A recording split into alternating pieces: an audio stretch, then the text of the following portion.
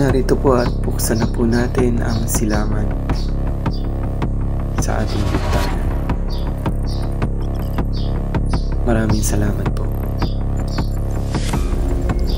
God bless po sa inyo lahat.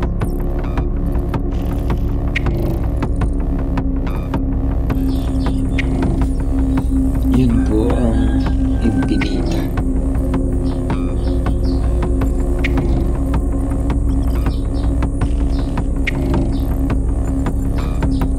Santo Cristo.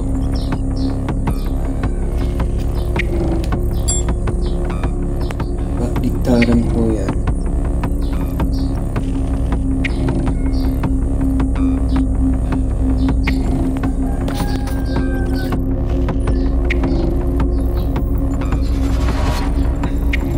Umaga po sa inyo lahat. Yan po ang ating diglom. Ang kabilaan ay krus.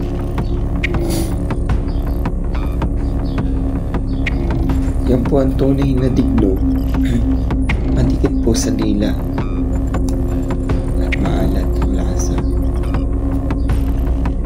Kaya siya nawasak ng mga pagya, lalo ng mga kabibi. Yan ang paborito niyang kainin. Ang diglom po ay nagtataglay na malakas na pangontra, malakas panggabay sa mga medalya. Ginagamit rin po ito ng mga matatanda panlaban sa mga elemento. Yan po ang kanilang mga sekreto. Kaya malalakas ang kanilang mga gamit. Huwag nyo na lamang po itong ipaalam pag meron kayo ito. Nagtataglay kayo ng diglom na ito. Ingatan nyo po itong mabuti at huwag nyo po ibabatak sa lupa. Ingatan din po na huwag mapasama sa mga mutya. Dahil merong mga mutya na palaban. Tulad po ng mga mutya na pinagdaan.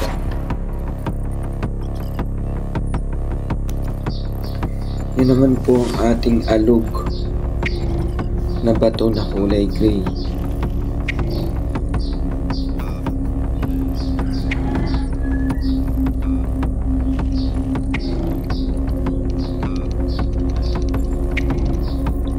Mas lalo na pong lumalakas yung kalog niya. Sa may nais po, ingatan niyo po ito. Bumabasa po siya kapag kayo ay may mga pagkakamali. Kaya nagbibigay po siya ng mapawis, namamawis po siya. Ayan.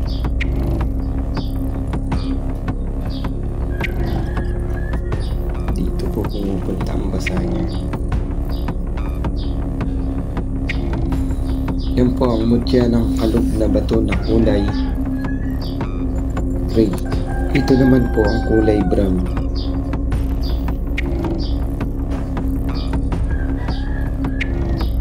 Napakaliit lang po nitong tanganin pero malakas po ang mga ganitong maliliit. Depende na rin po sa pag-aalaga niyo. At kung gusto niyo ng mga malalakas na pangontra sa mga elemento, ahas o mga hayop na mga mababangis po na ito ang mutya ng diamanting puti.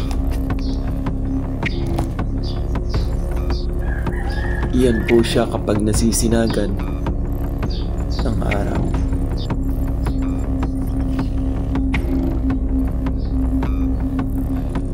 Yan po ang ating singsing.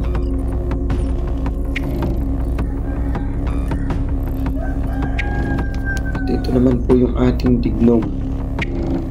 Ang naging mata po niya ay sa mutya po ng engkanto na maliit na kulay puti.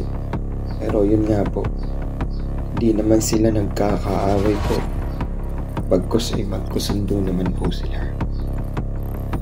Ayan, ang mutya ng engkanto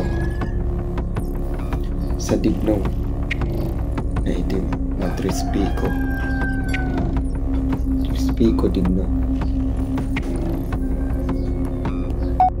Pag gusto niyo po ng agaran at mabilis na pag-asenso, mabilis na kitaan, at malakas sa hatak ng tao, narito po ang mutya ng engkanto na kulay puti.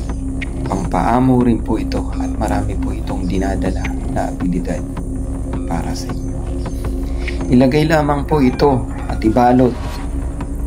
Ibalot nyo muna sa bulak na kulay puti. Bago nyo po ito ilagay sa inyong lagayan na pouch. Binibili po yan. Mayroon po niyang mga pouch na yan sa mga bangketa o saan man pong mga tindahan. So yun po ang gamitin ninyo para po dito. Pwede naman po itong ilagay ninyo sa tindahan. Ibabad lang po sa malinis na tubig. Ayan. At lagi nyo po itong inumin nyo rin po at basain nyo po lagi ng pinagbabara ng inyong kamay. Ayan, sa kanan po. So, ang mga mutya po ng engkanto, magaling rin po ito pagdating pangkaligtasan. Ayan po. Ang mutya ng engkanto. Pag mayroon po kayo nito, huwag nyo pong pawalan ng dasal. Lagi siyang may dasal. Kasi minsan ang mga mutya po ng engkanto nagiging salbahe. Binibigyan kayo ng mga pagsubok. Binibigyan kayo ng, kumbaga, makulit siya. Maraming kwan po ito eh. Makulit. At isa pa, siya ay siloso. Kaya mas maganda kapag pagpapaamo, lagi kayong magdadasal. Lagi nyo siyang bigyan ng dasal para siya ay hindi siya nagkakaroon ng mga bad na enerhiya. Kasi alam nyo naman ang mga engkanto, may masama at may mga mabubuti. Kaya kung ito man ay masama, kaya nyo pong kontrolin siya. Kaya nyo pong mabago. Kayo kasi ang kukontrol sa mga gabay ninyo. Ito po ay mga buhay. Yan.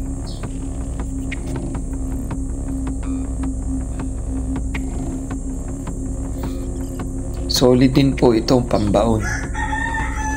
Kung saan nyo gustong ibaon. Yun nga lang, pag ganito na po kalaki, maganda maliit sana eh.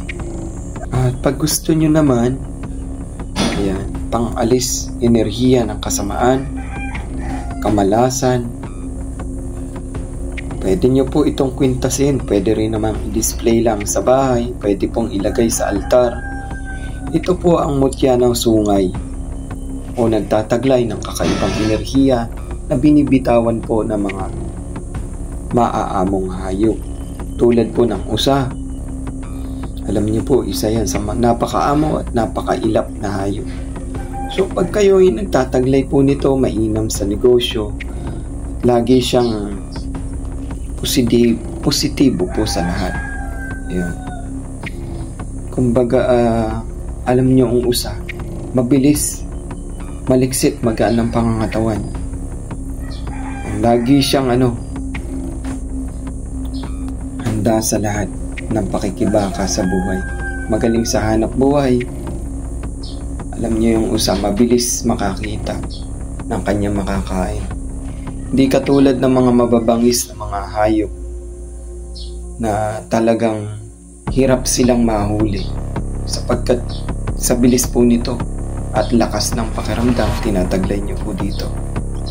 Ito po ay buhay ang Bertudis dahil po ang pinagkuhanan po nito ay buhay na usa. Kung sakali mang mamatay ang usa na yon, nandyan pa rin po ang enerhiya dahil sa lakas ng gabay na naririto. Dahil ito po ay isa sa pinakang tinitirhan ng mga elemento. Bakit ko po nasabi na ito ang paboritong tirahan?